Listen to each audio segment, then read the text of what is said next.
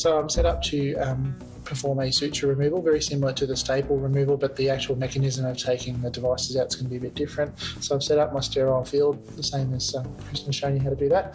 I also need to add a couple more things. So I need a suture remover or a stitch cutter.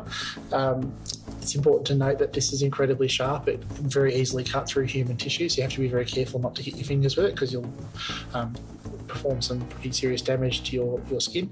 And as Krishna mentioned, it's got a little arrow of where to open it. So you can peel that open. Very carefully pop that onto your sterile field. Also need a dressing. So I've got a simple, it's called an island dressing, so it's got a little pad in the middle of it and then an adhesive on the back that holds it to the skin. Again, we've got the arrow.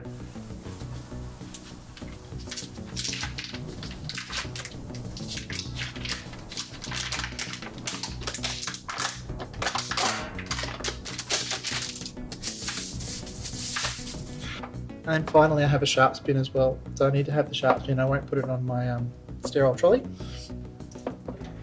I need to make sure I've got a sharp spin handy as well, because once I've finished with the sharp cutter, the suture cutter, I need to put it straight into the sharp spin. Okay, so similar to what Krishna did with the staple remover, I've got sterile gloves on. It's the same concept. They're still sterile gloves, but they're just a different manufacturer, so they're a different colour. But I've got sterile gloves on, and I've got my clean forceps that sort of stay towards my sterile field, and I've got patient forceps here as well. So I'm just going to wash the site just once and then pop it in the bin. And clean forceps to patient forceps. Really clean. Sometimes there can be quite a bit of dry blood sort of stuck to sutures and things. That's good to get that off, because what we're going to do next is grab the sutures, and it's hard to do that if there's blood congealed all over it, so it's important to wash that off properly. So this is the suture cutter. You can see it's got a very sharp blade on the inside, so you put in the blade underneath the suture and then pull up, and that cuts the suture. And then it's got a little part here on the back of it, that's so it can be pushed into a handle, but you usually just hold it with your hands. So I need to grab the suture. I'm just going to grab the suture here, pull to the side a bit. Now we're going to cut the suture. You can see I've sort of moved the suture a little bit. I've got hold of the notch very carefully. It's important we don't lose parts of the suture. And you pop the suture cutter underneath.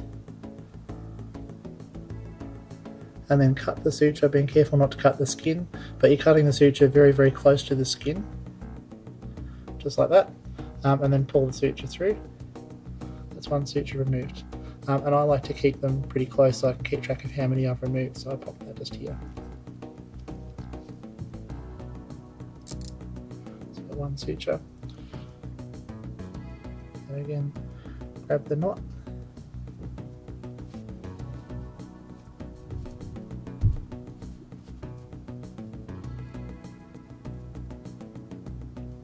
Pop the suture cutter in and pull up.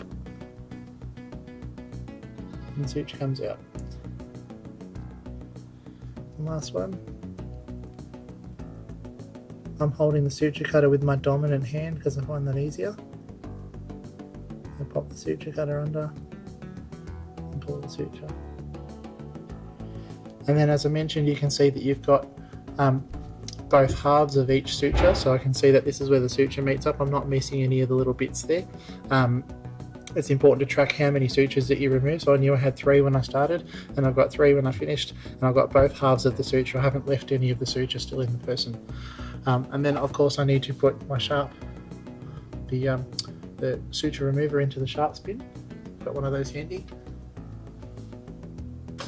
That never goes back onto your sterile field, and you shouldn't put it down anywhere else, like on a patient bedside or anything. It's a sharp, it must go in the sharp spin, and it is incredibly dangerous, the suture cutter, so it's important that you dispose of that appropriately. Then I've got my dressing, so it's just a little sterile dressing.